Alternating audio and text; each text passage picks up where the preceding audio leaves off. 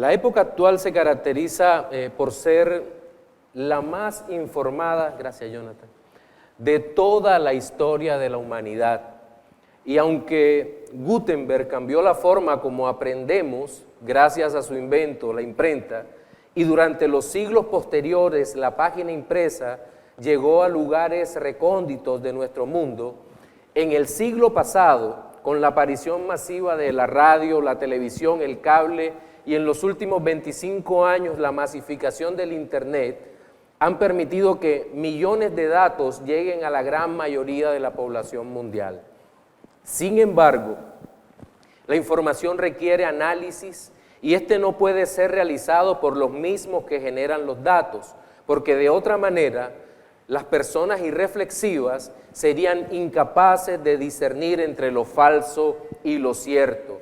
Y es por eso que podemos afirmar que estar al día con lo que sucede no significa necesariamente ser una persona sabia, o mejor aún, entendida de los tiempos y menos de la verdad de Dios.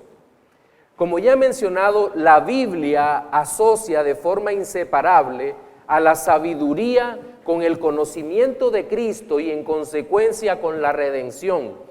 Más aún, entendemos por la misma palabra que una persona sabia es aquella que ha rendido su vida al Hijo de Dios y en cada momento lucha por conformar su mente a la voluntad divina, mientras que en el lado opuesto, el necio es una persona que ha decidido ignorar al arrepentimiento y creer en lo que Dios ha hecho. Es justo en ese orden de ideas que el apóstol Pablo nos presenta un contraste muy adecuado entre la sabiduría de Dios y la de los hombres. Tal discrepancia no es solo un asunto de enfoque y entendimiento de la existencia o del conocimiento, sino que principalmente el tipo de sabiduría que tengamos en nuestro ser determinará el destino eterno de nuestras almas, como a continuación lo vamos a leer. Por favor, acompáñenme a Primera a los Corintios, repito, primera carta del apóstol Pablo a los Corintios, capítulo 2, versículos 6 al 9. Voy a leer en la versión Reina Valera.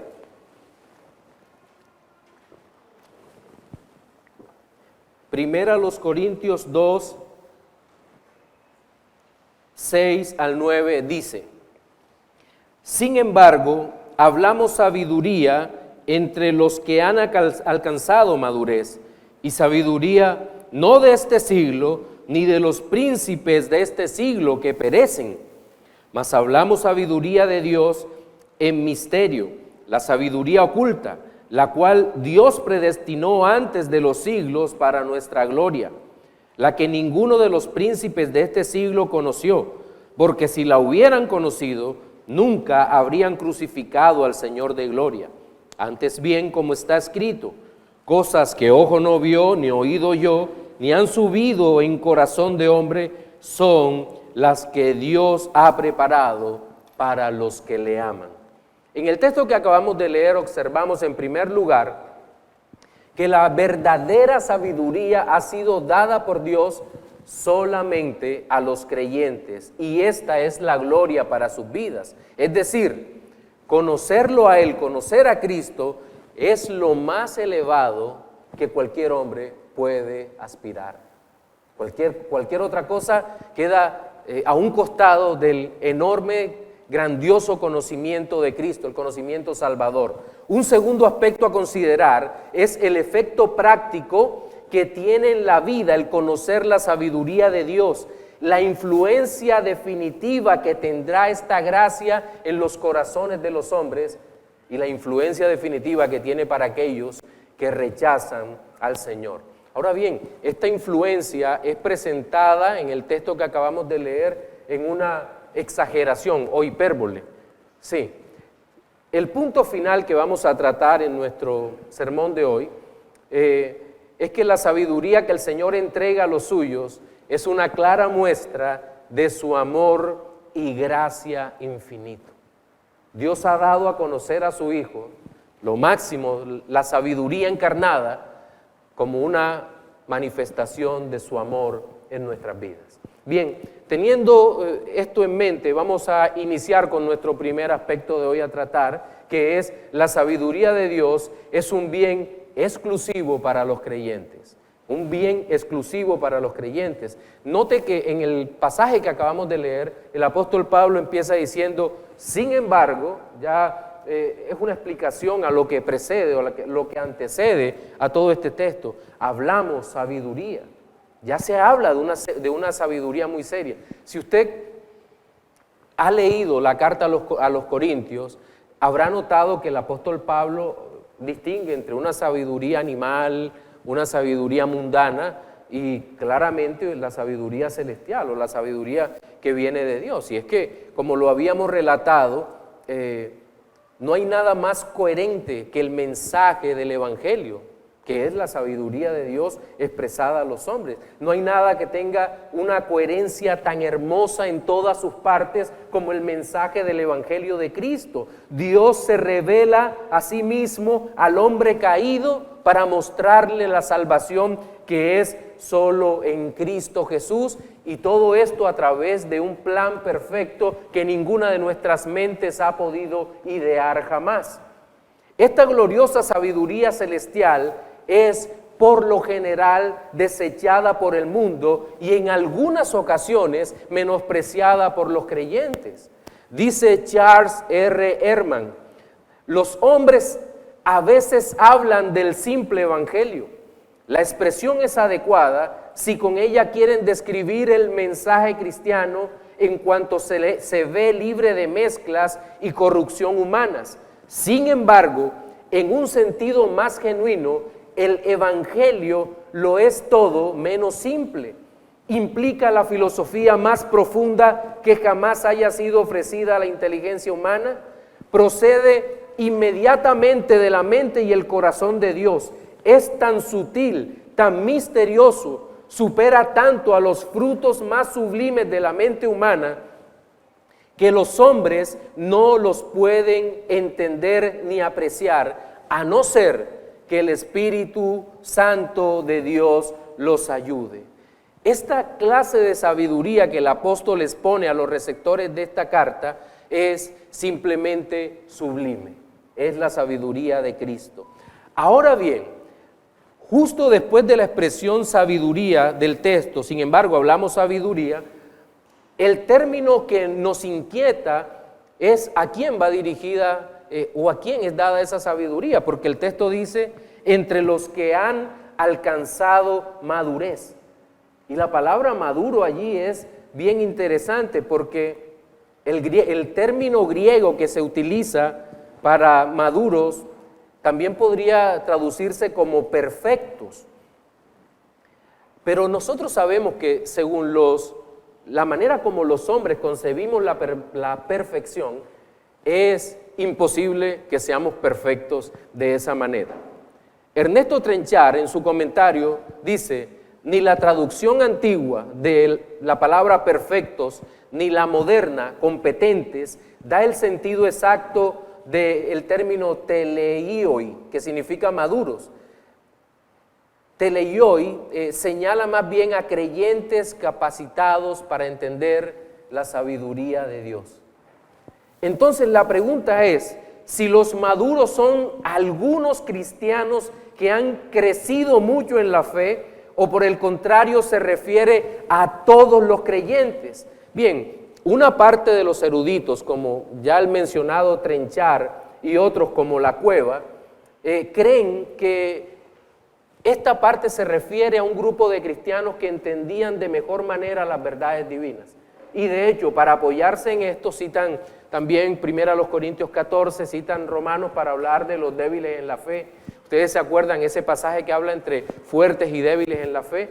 Bien, en lo personal me inclino a pensar que cuando el autor se refiere en este texto a los maduros, la expresión abarca a todos los creyentes, puesto que el pasaje muestra un contraste entre la sabiduría de Dios o la sabiduría dada por Dios y la sabiduría que el hombre cree poseer. nos muestra un contraste entre creer el Evangelio y no creerlo. Y sabemos por la palabra de Dios que el creer el Evangelio es un asunto que el Espíritu Santo da en el corazón del hombre y que no pertenece al resorte de la inteligencia y la capacidad humana. Pero también nos dice que los que han alcanzado madurez y sabiduría, y dice que esa sabiduría no es de este siglo, ni de los príncipes de este mundo que perecen. Y nos ponemos a pensar cuántas cosas ingeniosas, sabias, agradables han escrito los hombres. Yo creo que nosotros nos podemos ocupar mucho tiempo en escudriñar las grandes obras de la literatura clásica. ¿Quién no se ha sumergido en las obras de Homero, en la Odisea y la Ilíada? O en tiempos más cercanos en los libros de Edgar Allan Poe. Nos parecen simplemente fantásticos, o no sé cuál sea su gusto literario, o podemos saltar a otra esfera de las artes, por ejemplo la música clásica, Bach, Beethoven, Vivaldi, son simplemente maravillosas, o la música ligera, hablemos del rock, pop, algunos que nos gustan a muchos, nos parecen simplemente obras muy ingeniosas, o algunas películas del cine, obras magníficas hechas por genios. Pero todo eso perece. ¿Alguno aquí ha visto la película Casablanca? Es una de las películas mejor hechas de toda la historia. O entre las comedias Sopa de Ganso de Groucho Marx,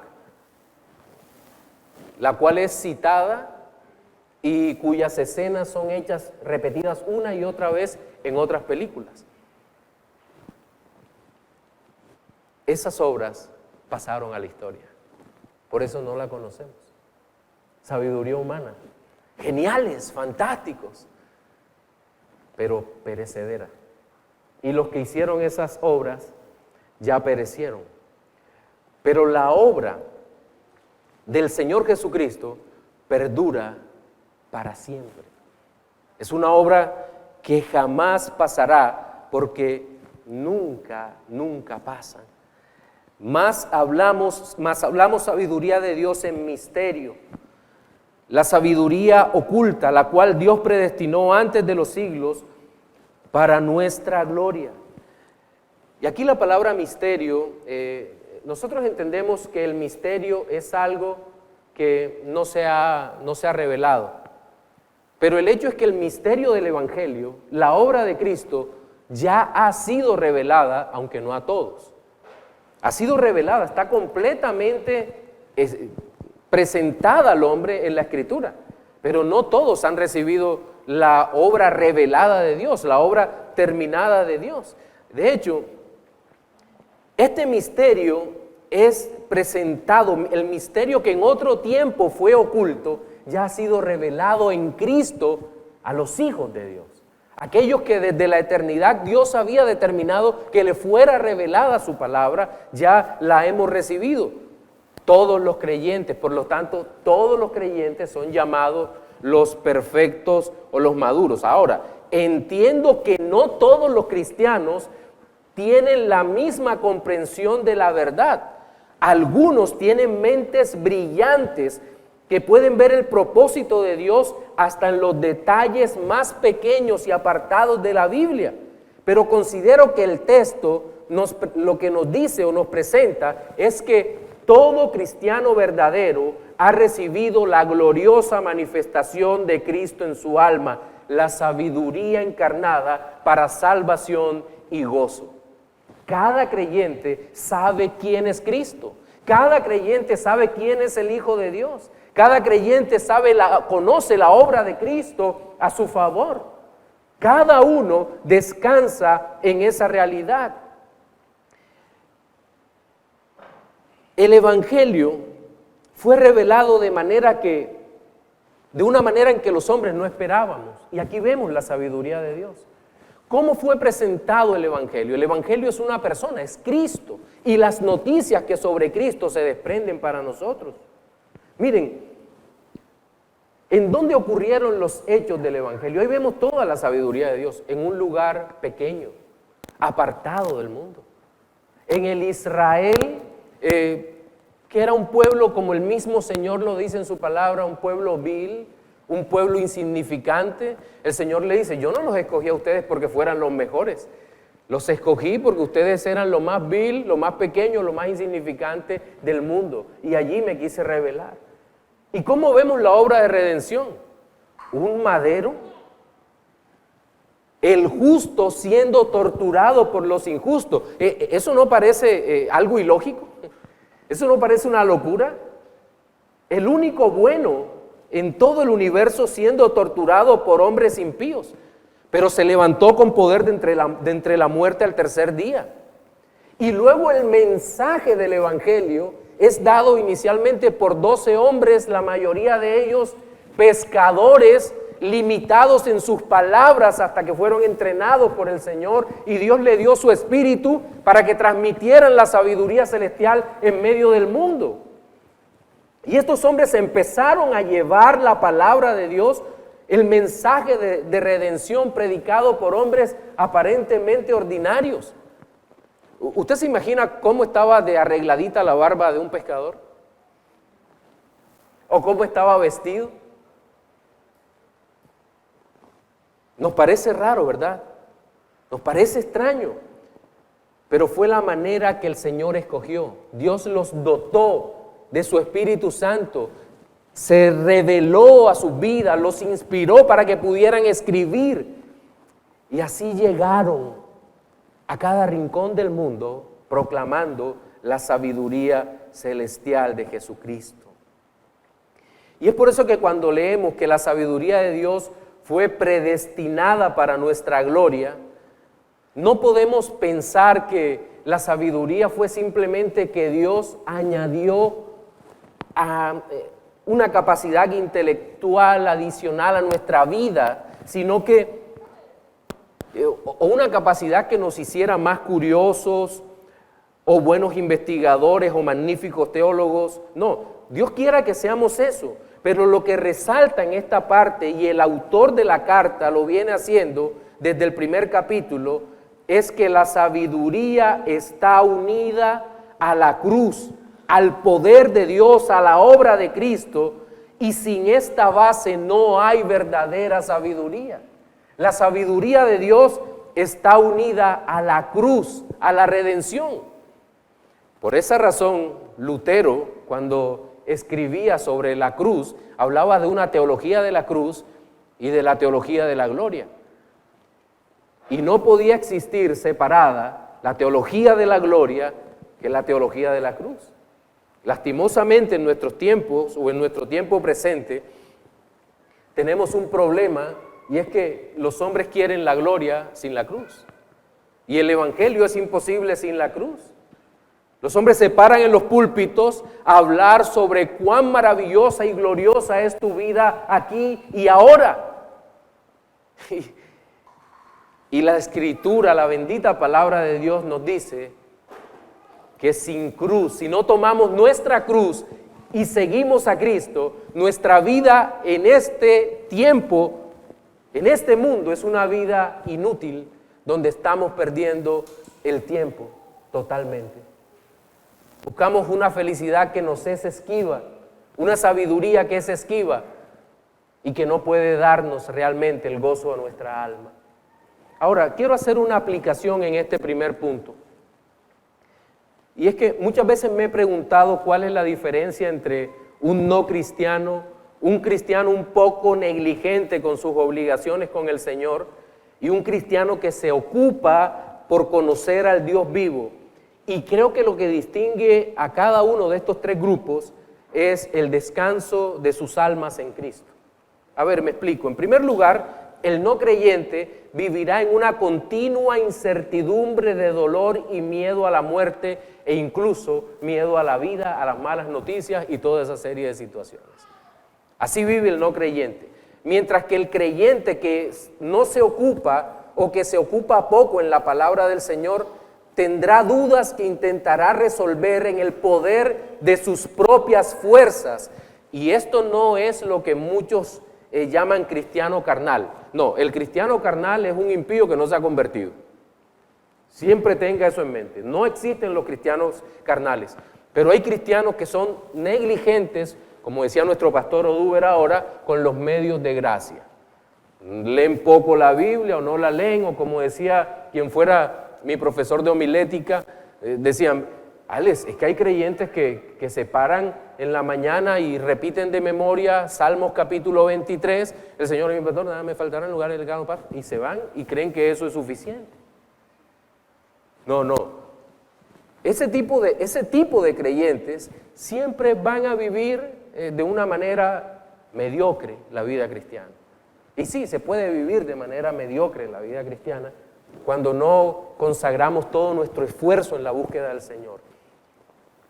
Pero están los últimos, que son los creyentes que crecen en el conocimiento de Cristo. Estos tendrán mejores recursos para luchar en la carrera en contra del mundo, el diablo y la carne. Y sin lugar a dudas, estos últimos van a gozar mucho más de la presencia gloriosa del Señor en sus vidas. Ahora, vamos a nuestro segundo aspecto a tratar. Y es que la sabiduría de Dios ejerce una influencia determinante en el mundo. El versículo 8 dice, la que ninguno de los príncipes de este siglo conoció, porque si la hubieran conocido, nunca habrían crucificado al Señor de la gloria. La Escritura enseña que la actitud de los reyes de la tierra en contra del Señor no fue algo que ocurrió a última hora cuando iban a crucificar a nuestro Señor Jesucristo. Ya había profecías en esa dirección, cito solo una. Salmos 2, versículos 1 y 2 dicen, ¿por qué se amotinan las gentes y los pueblos piensan cosas vanas? Se levantarán los reyes de la tierra y príncipes consultarán unidos contra el Señor y contra su ungido. El cumplimiento de esta profecía se encuentra en el libro de los Hechos, capítulo 4, versículos 27 y 28, que dice, porque verdaderamente se unieron en esta ciudad contra tu santo Hijo Jesús, a quien ungiste, Herodes y Poncio Pilato, con los gentiles y el pueblo de Israel, para hacer cuanto tu mano y tu consejo habían antes determinado que sucediera.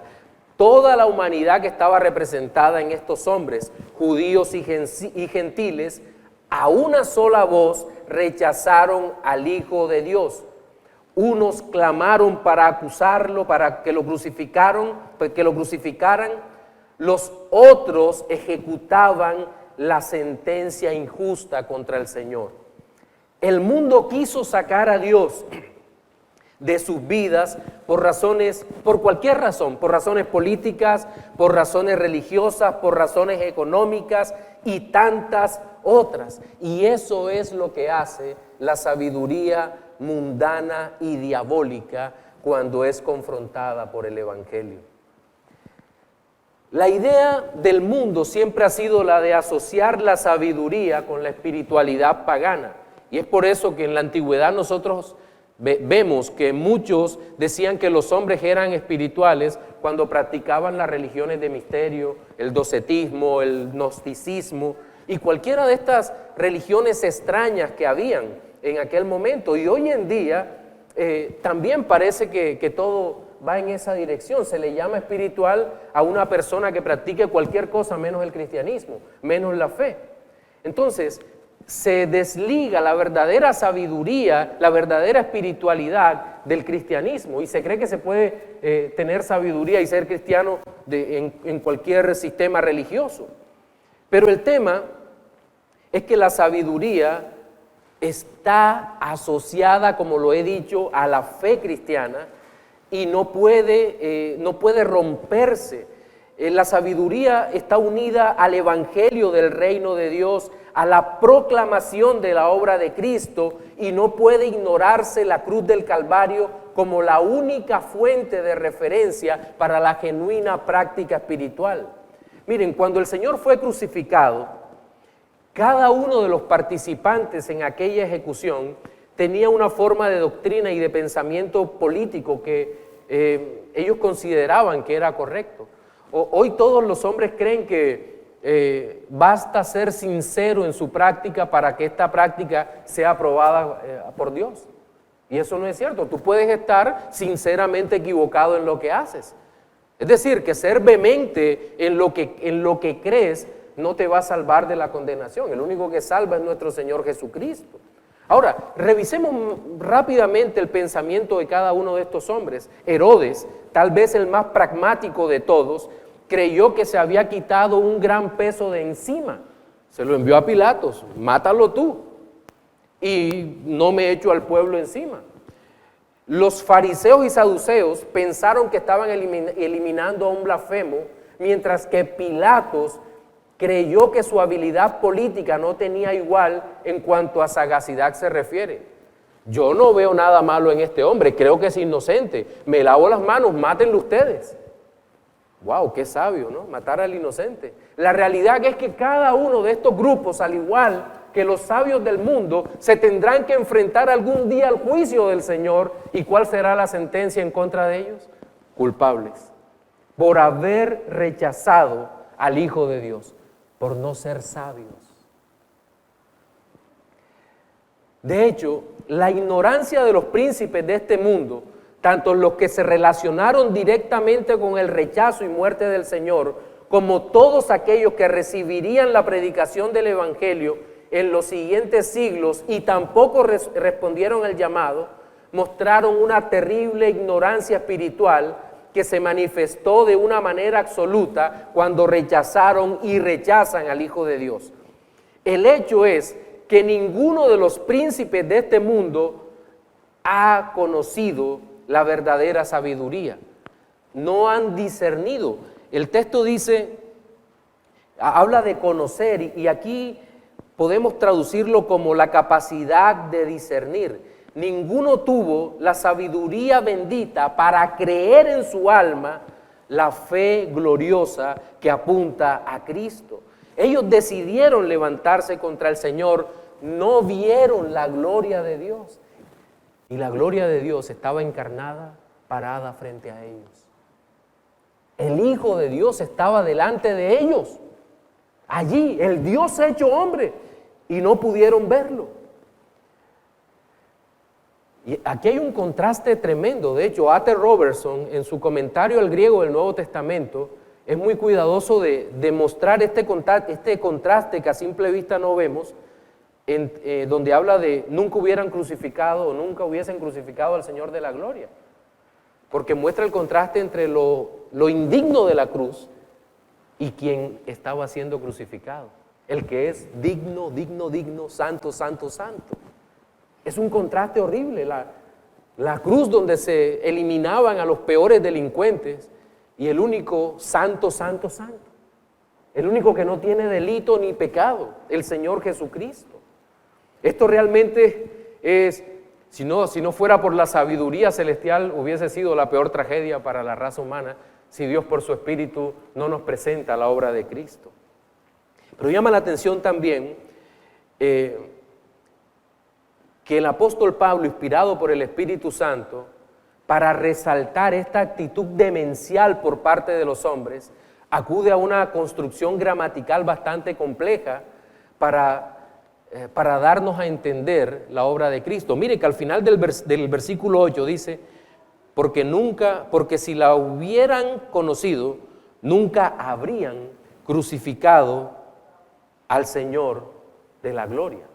Bien, aquí hay una hipérbole o exageración del lenguaje al lado de una situación contingente, es decir, algo que puede o no puede pasar. Vayamos por parte. Una contingencia se define básicamente como algo que puede o no puede suceder, pero en ocasiones la Biblia misma lo hace, presenta una situación contingente con el fin de que entendamos que si algo hubiese llegado a suceder, eso que sucede no está fuera del control de Dios. Y voy a citar un texto que es muy usado para explicar esto. ¿Recuerdan cuando el Señor les dice, ay de ti Corazín, ay de ti Betsaida, porque si en Tiro y en Sidón se hubieran hecho los milagros que han sido hechos en vosotras, tiempo ha que se hubieran arrepentido en silicio y en ceniza. Mateo 11:21. Y 11:23 dice, y tú, Capernaum, que eres levantada hasta el cielo, hasta el Hades serás abatida, porque si en Sodoma se hubieran hecho los milagros que han sido hechos en ti, habrían permanecido hasta el día de hoy. Como puede observarse, y muy a pesar de un creciente grupo de muchachos que se denominan como nuevos molinistas, el Señor no está planteando una serie de mundos posibles en donde ocurrieran estas cosas que Él ha dicho. Lo que el Dios Hijo está diciendo es que aun si fuera de otra manera, Él lo sabe todo y tiene pleno control de todas las cosas que pueden suceder. En el texto que nos ocupa, en el capítulo 8, piénselo bien, es imposible concebir un universo en donde el Señor Jesucristo no muriera en la cruz del Calvario y luego resucitara al tercer día. Allí radica el asunto de la exageración del lenguaje que el autor utiliza. La relación existente entre creación y redención es del todo inquebrantable, debido a que el elemento que los une es el decreto mismo de Dios, y en últimas, esa es la razón por la cual ningún molinista puede ser reformado. Ahora quiero hacer una segunda aplicación en este segundo punto. Más de una vez hemos oído cosas tales como, ¿qué pasaría? Y eso sobre todo cuando estábamos dentro de iglesias de movimientos arminianos y demás, o católicos romanos. ¿Qué pasaría si Adán no hubiese pecado? ¿O cómo sería si Israel hubiese abrazado la salvación en Cristo que le fue manifestada? Mi hermano, no te preocupes por eso. Eso nunca jamás hubiera pasado. Adán tendría que pecar, ¿por qué? Porque estaba decretado eternamente. Eso no hace a Dios autor del pecado. El pueblo de Israel tenía que rechazar a Cristo, jamás lo hubieran aceptado. ¿Por qué? Porque eso estaba eternamente decretado. Pastor, ¿y entonces por qué razón ahí dice que si los príncipes de este mundo hubieran conocido la sabiduría, jamás hubieran crucificado al Señor?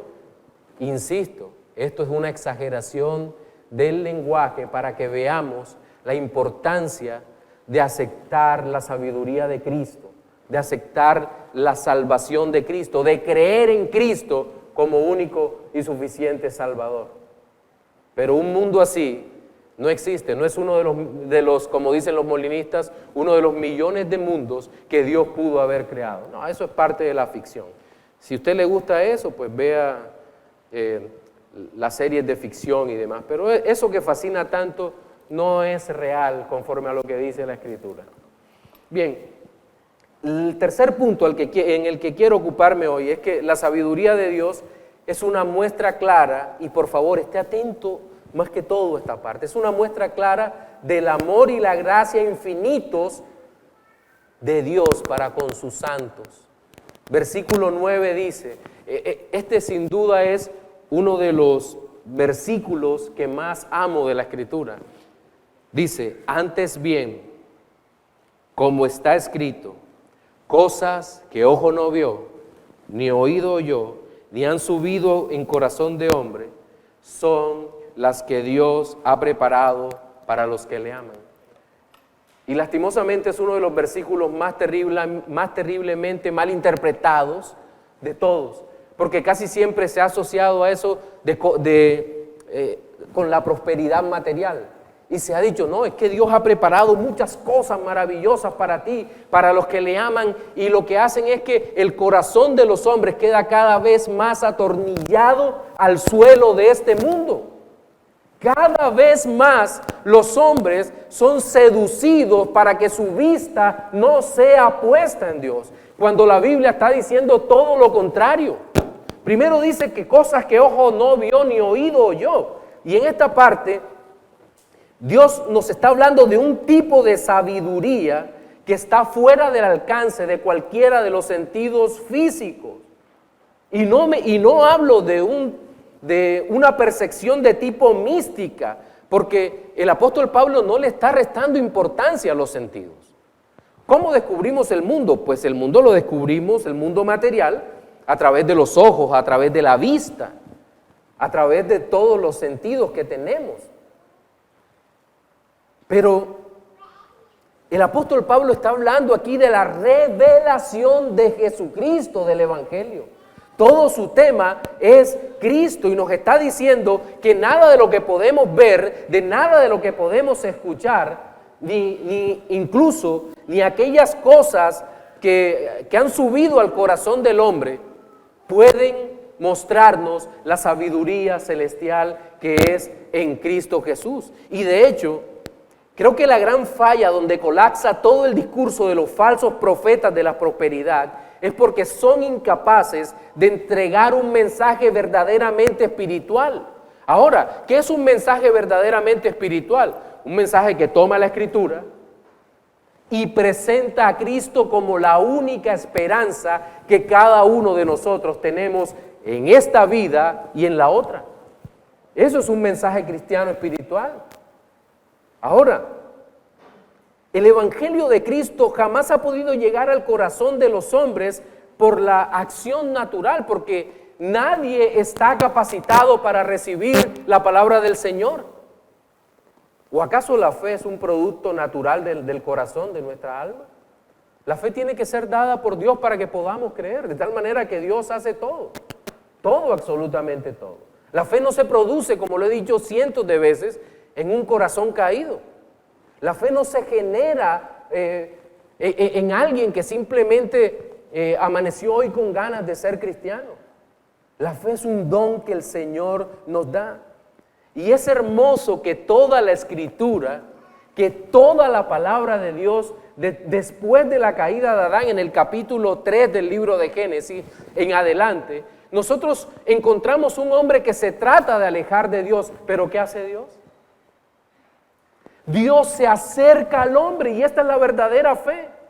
Dios viene en busca de nosotros que estábamos perdidos, ignorantes espiritualmente, sin sabiduría, y el Señor viene por nosotros y nos alcanza en la persona de Cristo. Y es por eso que el texto cierra de una manera tan linda cuando dice: son las que Dios ha preparado para los que le aman. ¿Qué es lo que Dios ha preparado para los que le aman? ¿Dinero? ¿Casas, carros? ¿Joyas? ¿Buena salud? ¿Familias estables? Eso no los prometen todas las religiones. Pero ninguna promete lo que solo Cristo puede dar: vida eterna en Él. Gozo en este tiempo a pesar de nuestras dificultades y gozo eterno en la eternidad, donde todo rastro de pecado, todo rastro de enfermedad, de tristeza será borrado. ¿Pero cuándo? En la eternidad, en la vida eterna. Todo esto ha sido dado a hombres y mujeres normalitos, sencillos, como cada uno de nosotros. Cada uno de nosotros. Porque al igual que Israel, y como está en el primer capítulo de Primera a los Corintios, no fuimos escogidos por Dios por ser los más capaces intelectualmente, ni los más guapos, ni los más hábiles. Fuimos escogidos por Dios porque nos amó. Mire, si hubiese una persona exactamente igual a usted, que usted pudiera salvar o dejar, seguramente usted lo dejaría perecer, porque no hay nada que odiemos más que nuestros propios errores vistos en otros. Seguramente si yo tuviera otro, igualito que yo diría, qué tipo tan cansón. Doy gracias a Dios que mi esposa me aguanta. Pero mis amados, Dios nos amó, perdonó nuestro pecado, nuestra maldad, limpió nuestro corazón y se ha glorificado de una manera tan poderosa en nuestras vidas. Quiero hacer una última aplicación, y es que hoy todos los que hemos sido salvados por Cristo podemos mirar al cielo y decir, gloria a Dios por el poder de tu evangelio, pues este es sabiduría de Dios de lo alto, y nos gozamos en que por su gracia somos liberados del pecado y estaremos eternamente con Cristo. En nuestro sermón dominical de hoy hemos visto 3 aspectos relacionados con la sabiduría de Dios y la del mundo. La sabiduría de Dios es un bien exclusivo para los creyentes, versículos 6 y 7. Segundo, la sabiduría de Dios ejerce una influencia determinante en el mundo, versículo 8, y su rechazo también tiene consecuencias. Y tercero, la sabiduría de Dios es una muestra clara del amor y la gracia de Dios infinitos para con sus santos escogidos, versículo 9. Reflexiones finales para los no creyentes. Amigo, acaba de terminar un año y recién comenzamos a vivir el nuevo. De seguro harás muchas resoluciones de vida al tiempo que pides tantas cosas para ti. Pero el llamado que la palabra de Dios te hace es para que pidas sabiduría de lo alto. La sabiduría que está asociada con el evangelio de Cristo. La sabiduría que no se puede romper ni desligar del evangelio. Ven a los pies de Cristo. Sé un hombre y serás un hombre verdaderamente sabio, disfrutando de la presencia de Dios para siempre. Para los creyentes, quiero citar a Matthew Henry, que al comentar este pasaje decía: los que reciben la doctrina de Cristo como divina y habiendo sido iluminados por el Espíritu Santo, han mirado bien en ella. No solo ven la clara historia de Cristo y a este crucificado, sino los profundos y admirables designios de la sabiduría divina. Amén.